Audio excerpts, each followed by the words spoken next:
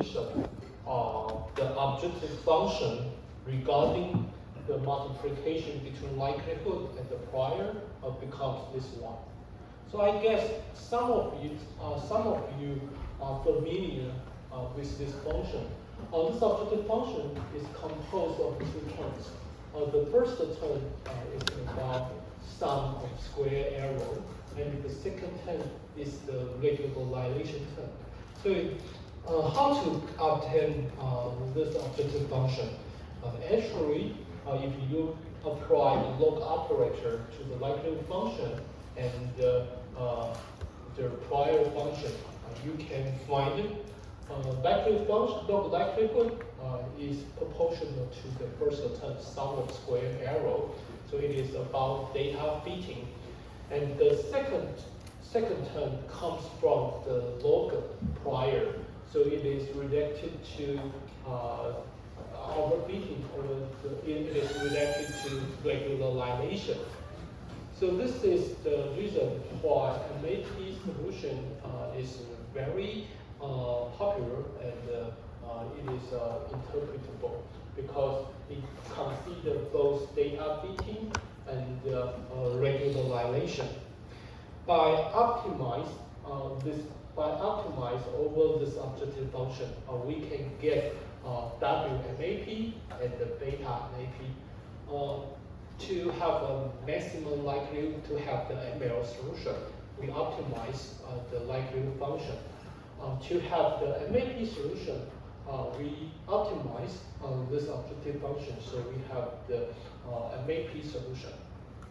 So far, we talk about two solutions to solve the polynomial curve fitting problem.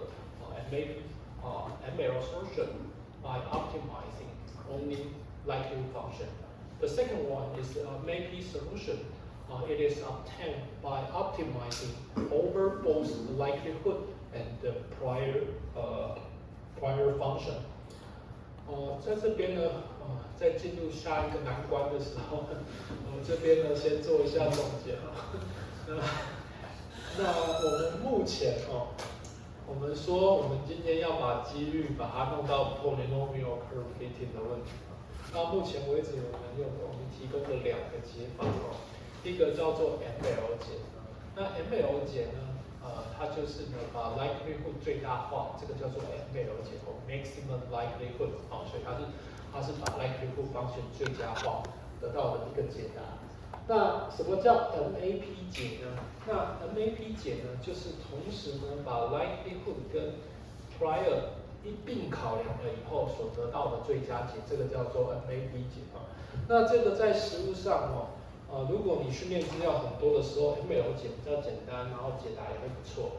那如果呢你的资料比较少的时候，你需要一些 regularization 的时候，通常 MAP 解呢，会得到一个比较令人满意的结果，这样子这是两个不同的解法，目标函数不一样，所以得到的解是不太一样。但是它同样的都是以几率的角度来去解决这个 polynomial curve fitting 的问题。那给一些中文的提示就是我们现在呢，我们说 W 是一个变数它是一个 continuous 的 random variable。那我们目前得到的两个解，不管是 ML 解或者是 MAP 解都是一个特定的一组解而已，它是一个特定的一个位置。所以呢，接下来我们要考虑的是倍式解那这个倍式解呢，这个 W 就变成是一个几率，而不是一个特定的两个点。So previously, we talked about two different solutions to solve the polynomial curve fitting problems. So we have ML solution to maximize the likelihood function. We also have the MAP solution to optimize both the likelihood and the prior functions. So in the two particular solutions, we have two particular points for W.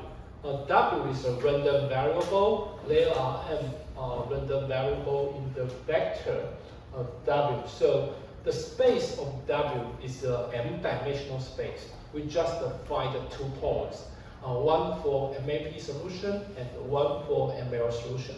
However, in probability theory, W is a distribution. It is a continuous random variable, so it should be a distribution.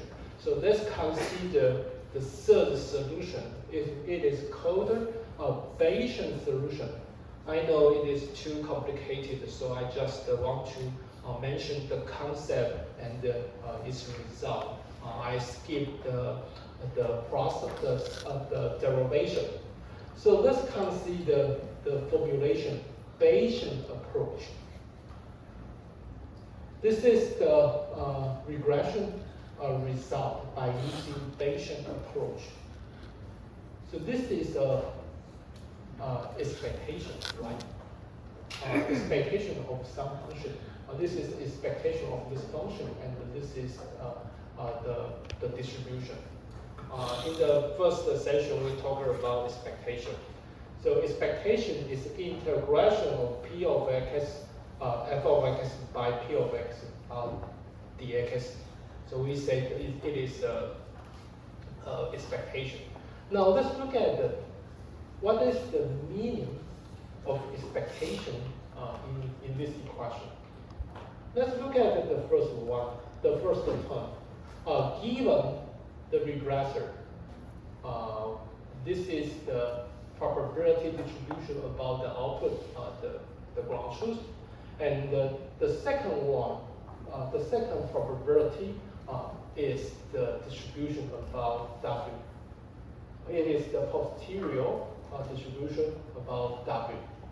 So this is how properly we can get a W. Given this W, this is how properly we can regress this data.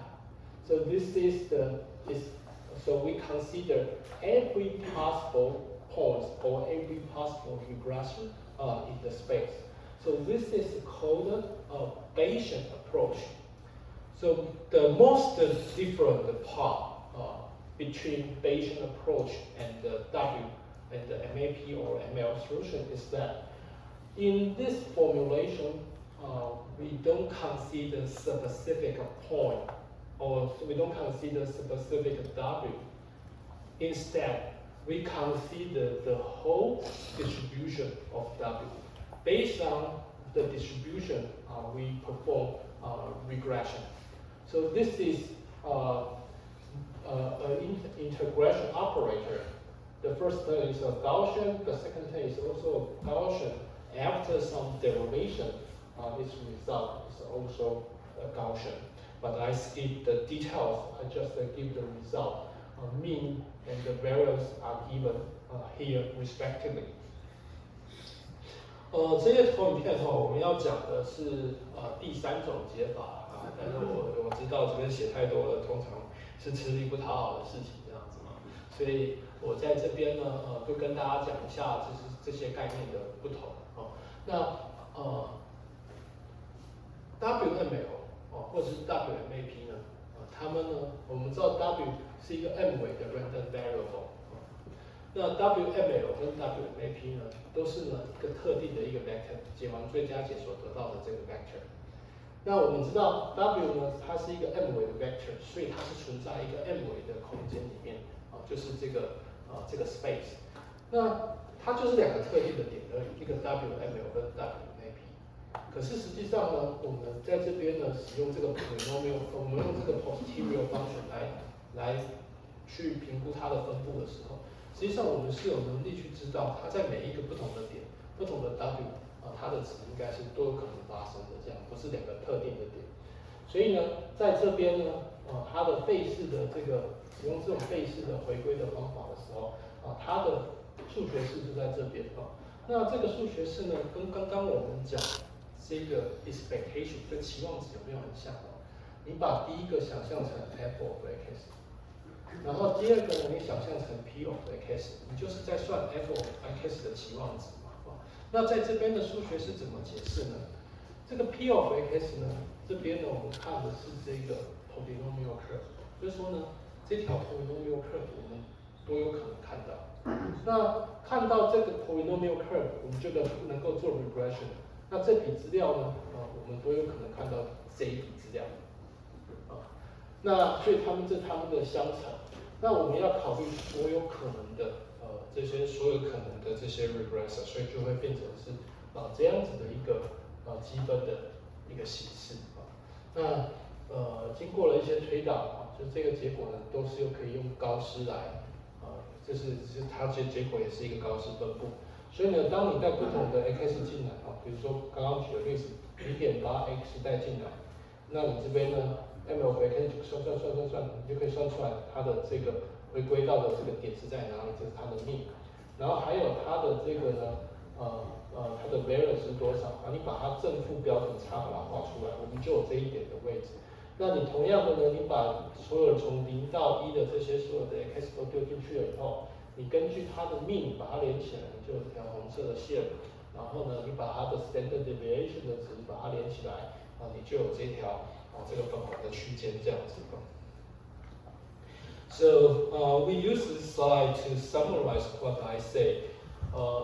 We want to use probability theory to optimize, to carry out polynomial curve fitting.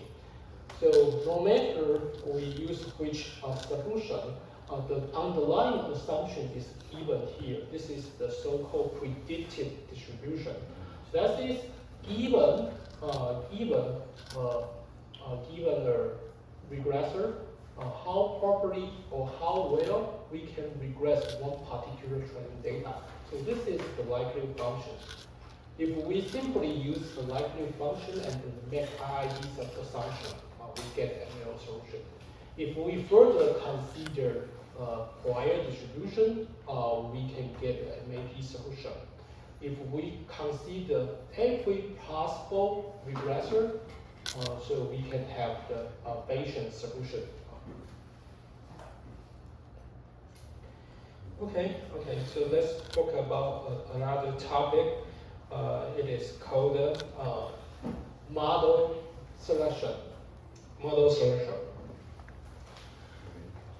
Okay, I think this topic is much simple.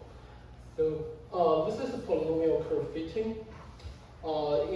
In this formulation, we have optimization variable W. So we use ML, MAP, or Bayesian solution to optimize W. However, you might notice that there is another variable M here. It is not optimized during training. Actually, we need to determine its value before model learning. So this process is called model selection. We would like to determine the optimal value of the hyperparameter M. So the principle of model selection is that we want to determine the value of hyperparameter such that we can achieve the best performance on testing data. So this is the focus. How to choose the hyperparameter value? The principle is simple. We want to have the hyperparameter such that the resultant model has the best performance on the new or testing data. Actually, we learn the model by access the training data. We have no access to testing data. So how to achieve this effect?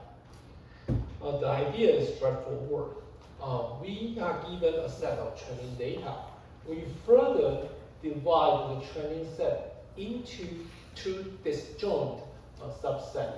The first one is called the training set used to train model, and we train the model with particular hyperparameter value. Given the hyperparameter value and the training data, we can learn the model. Now we evaluate the performance on the validation set because validation set is not used during training. It is used to simulate the testing set. So we evaluate the performance on the validation set. So to summarize what I say, divide the data into two disjoint data sets. Use training set for training with one particular hyperparameter value configuration. We get the validation performance. We try another hyperparameter value to get another model. such that we can get different performance on validation set. We can try all possible hyperparameter value, and we choose the hyperparameter value with the best performance on the validation set. So this is the process used to achieve the effect highlight in blue. Now let's consider the trade-off about the size of the validation set. If we have a large validation set, on the other hand, we have less training data for model training. In other words, the resultant model is not stable. If we have a small validation set, in other words, we have a large data set for training. However, the evaluation result may not be reliable because we just have a small validation set. So it is a trade-off. To address this problem, a representative way is called the cross validation. So in the following few slides, I'm going to talk about cross validation. Cross validation has a parameter called S for cross validation. S is an positive integer. Let's consider an example. In this example, S is set to 4. The first step is to randomly partition the training data into S equal size group. If S is equal to 4, this is the data partition. We partition the training data into 1, 2, 3, 4, into 4 equal size groups. So each group has a subset of training data, but they are disjoint. Okay. So we use S-1 4 to train the model and evaluate the performance on the remaining 4. So let's look at the first run. We use training data in the 3, 4 to learn a model with some particular hyperparameter.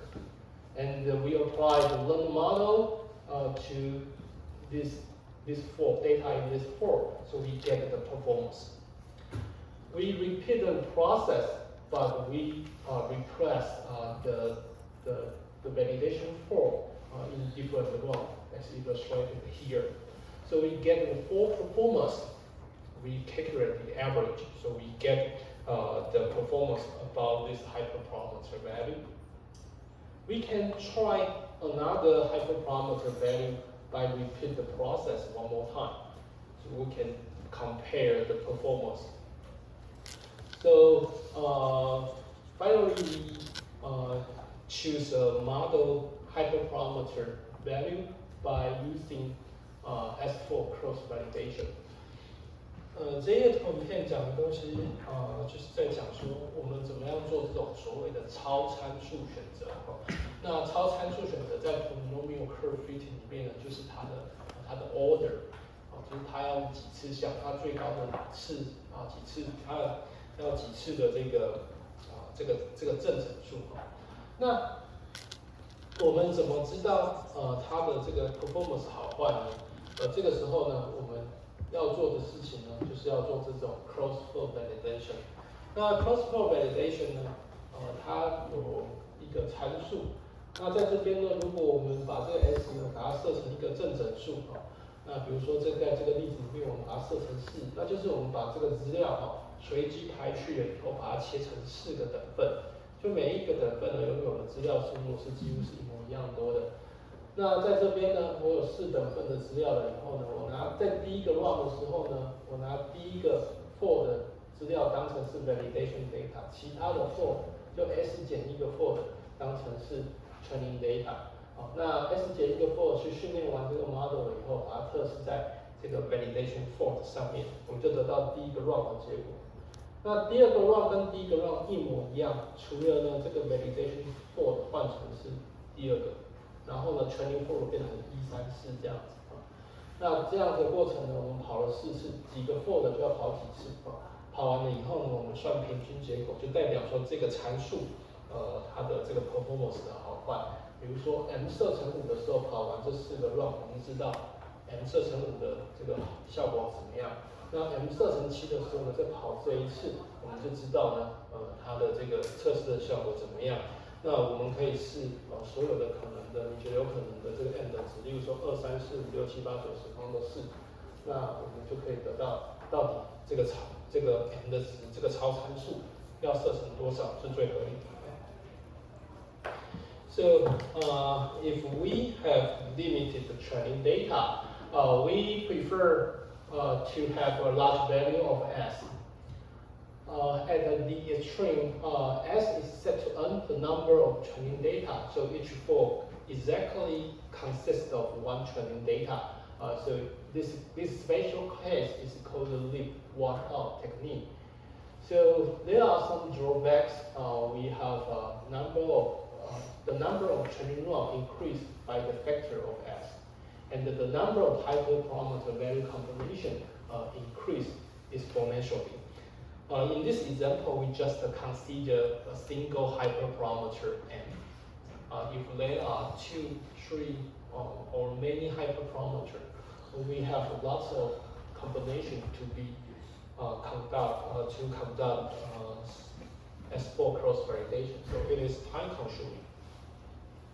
Okay, to summarize, in this chapter, we consider polynomial curve fitting for regression. First of all, when we don't consider probability theories, we define the objective function sum of square error. It is a reasonable loss function to optimize the polynomial curve fitting model. Also, to alleviate overfitting problems, we can introduce this additional term, regularization term, so it can reduce the risk of overfitting. In today's lecture, we consider some probability distribution or density, including expectation, variance, covariance, and Gaussian distribution. We also consider Bayes theory to have this key equation: posterior is proportional to likelihood and the prior. By combining Bayes theory and the polynomial curve fitting, we consider 3 solutions to address the polynomial curve fitting problems, including ML, MAP, and the Bayes solution. Lastly, we describe how to use cross validation to carry out model selection. So the content of the slide is related to the 4 sub-chapters. It is strongly recommended you read the 4 sub-chapters to ensure that you can follow the course. 各位同学，我这边强调一下哈，就是说，因为我们这门课呢，尤其是前6周哈，它的这个数学式有时候比较多一点，虽然讲的列数并不是很多，可是它都会有一些数学式。那这些数学式其实会累积的，所谓会累积就是后面呢会用到前面的这些东西的。所以呢，如果你这个有空的话哈，我是建议可以看一下这个教科书哈。那我这边列的呢，就是我是从这些章节里面来做这些投影片的，所以你可以看一下这些教科书的这几个 chapter。Okay, so let's look at the second chapter, linear model for regression. In this chapter, we will focus on regression tests. Also, we are going to use linear model. Linear model are easy to optimize or easy to derive, but it has a limited fitting power. But there are some famous and representative machine learning methodology belong to this category. So I'm going to talk about several linear models for regression. To begin with, I would like to give some notation used in this chapter and to give an illustration about what a regression task is. So this is a supervised learning task. They are supervised training data. Here we have the training data, x1, x2 to x capital N. We still use capital N to denote the number of training data, x lowercase involved to represent the feature vector for some specific training data. And each training data comes with a target value for regression. So the ground truth of xn is Tn. Tn is a one-dimensional real value. Okay, so let's look at the task of linear regression with a special case. In this figure, we consider one-dimensional input. That is, each data xn is a one-dimensional value. So the x-axis is the input, one-dimensional input, and the y-axis is the one-dimensional output Tn. One black circle in this figure is used to denote the training data. So if you project the data onto the x-axis, we get this input. Project this data point onto the y-axis, we get this ground truth. So given a set of training data, we would like to learn the model because we employ a linear model for regression. So the resultant model is linear with respect to the input x. So it is a straight line here. In this example, we would like to explore the relationship about income and the degree of happiness. So after we collect a set of training data, we have this the linear model. Now we have a new data coming. We measure someone's income, and we can perform a regression by using this linear model to estimate its degree of happiness. So this is the task of regression. In this chapter, we would like to talk about linear model. This is the formulation of linear model. Okay, suppose we have data in a d-dimensional space, a capital D-dimensional space. So each training data can be represented as a d-dimensional feature vector. There is a transpose operator here. So each training data is a d-dimensional color vector. Because we discussed a linear model, so y here is used to denote the linear model. Since it is linear, its formulation is given here. So this is not come from the assumption. This is come from the definition because this is a linear model. So we associate each dimension with a learnable parameter. For example, in the first dimension, we associate this dimension with a learnable parameter W1. So W is a t+1 dimensional variable. This is the vector we want to learn. It is composed of W0, the bias term, and the W1, W2 to W capital D. So this is the W vector we want to learn. Let's look at the reason why this model is called a linear model. This is the result. It is a real value by calculate the summation over this d+1 term.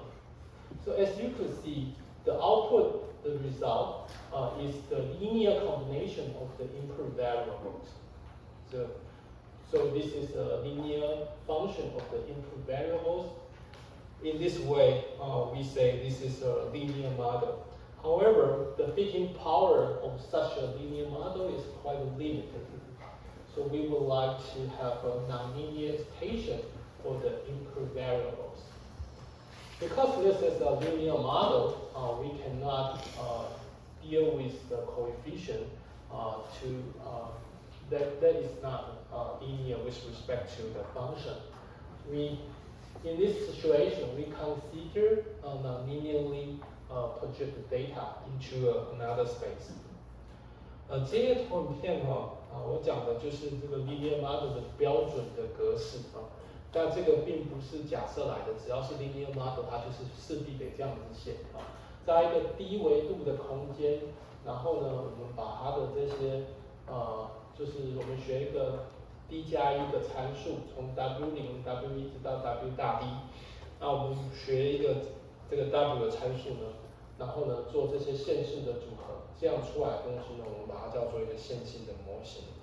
那这种线性的模型呢，它只有在这种资料呢，就是资料呢跟这个 input 呈现线性关系的时候，它的 fitting power 才会好。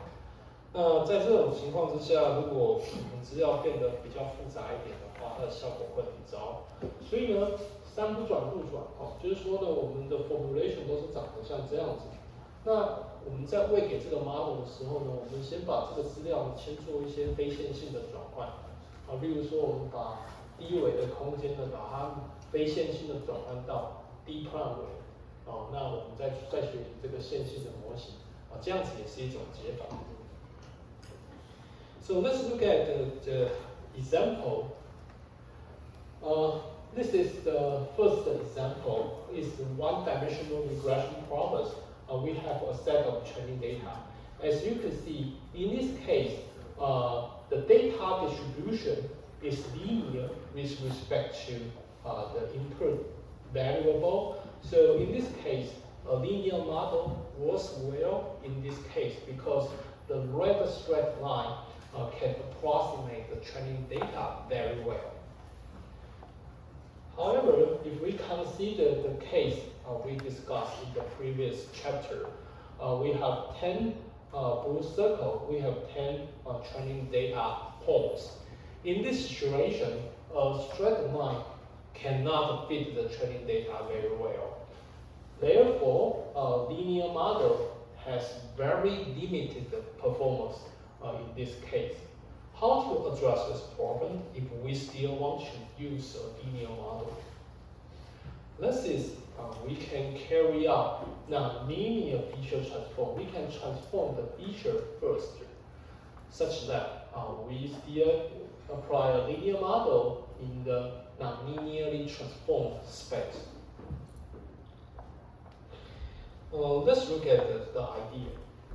This is the original linear model. If we work on the original input space, x1, x2 to xd, the d-dimensional input space. We suffer from the problem mentioned here. So we would like to non-linearly transform the feature into another space in a non-linear way. So this is you can compare the difference between this equation and the transformed feature, the equation in the transformed space. First of all, you might notice that we employ a set of nonlinear basis functions. In this case, we employ m-1 nonlinear basis function, phi1, phi2 to phi n-1. Okay, so what is the function of each nonlinear basis function? So as you can see, each nonlinear basis function is applied to the d-dimensional vector, and its output it has a one-dimensional output. So if you employ m-1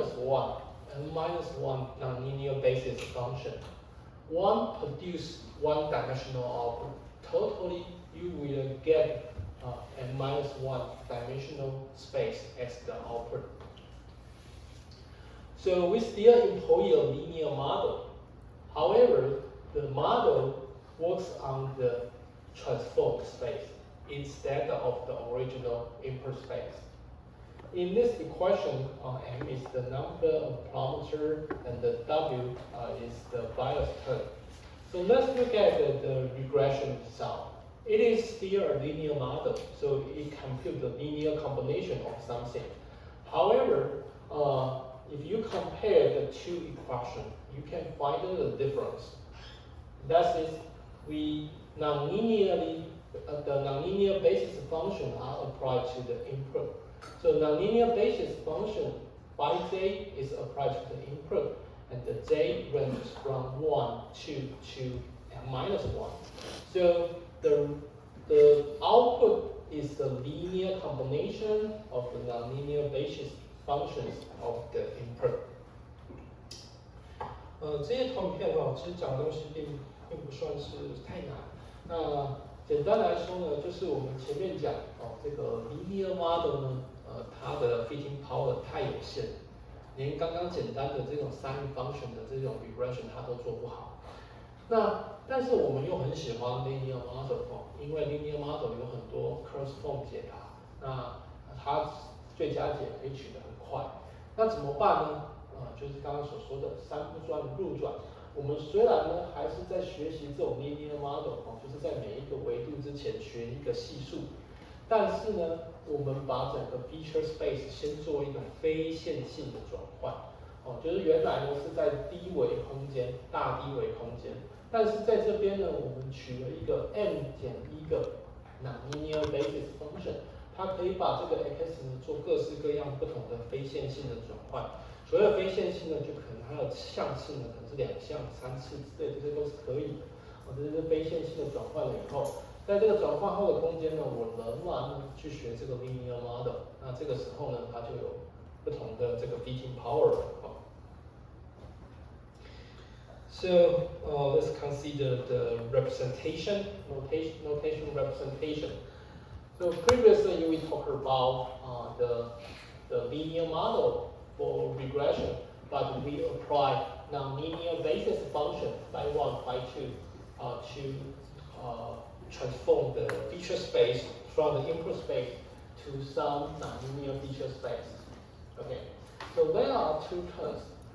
If we want to have a more compact representation, we can introduce one dummy basis function. Please notice that we use the index j from 1 to n minus 1. So let's consider one dummy basis function phi 0. Its definition is given here. No matter what x is, the output is always 1. So based on the dummy basis function, the two terms could be combined into a single term. Please notice that the index variable j starts from 0. So we have W0, the bias term, multiplied by phi 0, which is always 1. So as you can check the equivalence between this one and this one. So this weighted sum can be expressed by using inner product. The weight vector, the vector to be learned, and the feature vector, the feature vector in the transformed space. So this is how to get a compact representation for the linear model. Previously, we talked about nonlinear basis function. In the following slide, let's consider a few examples how to leverage the predefine of the shell, the nonlinear basis function. The first one is the polynomial basis function. Okay, so we learned phi 1, phi 2, phi 3 to phi n. Let's consider phi 1 as an example. Given the one-dimensional input is output